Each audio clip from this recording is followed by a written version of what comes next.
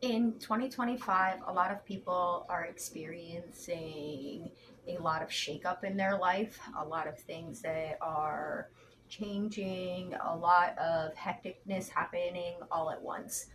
There is an analogy, I can't remember who it was, I've seen it a little while ago, but the guy was talking about having a jar, and there's the big stones of life, and then there's the little pebbles of like the little things, and then the sands that go in, which are like the small moments of life and the everyday things that happen within our life.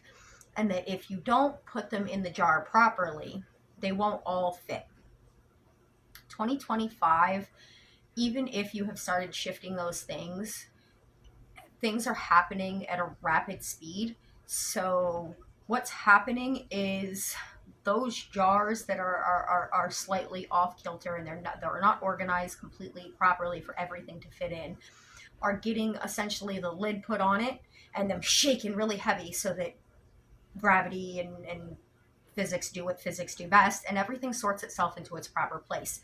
And the reason that this is so important is because, again, another analogy for another person, this is usually very religious based, but having a cup, and if it has stains of sin and stuff in it, that the love and the purity and the thing of Jesus and the Creator and all of this, how when it pours into you, it can wash out the sin and eventually you can become pure.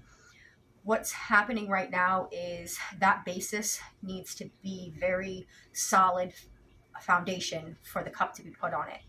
And people need to make sure their cup is sitting in the right direction. If you have built up walls and you are not allowing anything in, you are not being vulnerable, your cup is essentially upside down. You're blocking anything from going inside of it.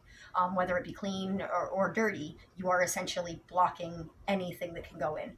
What is about to happen is a flood, but not in the waterway, in the spiritual love, forgiveness, kindness, in this way. And you need to make sure that you're, after the shaking, that when your cup is placed there, that it is placed upright so that you are willing to accept these things. And what does that mean? It means faith in what is possible, the positive. You cannot be dwelling on the negative, what patterns you've seen, what you think is going to happen. You need to know the next step for you is positive.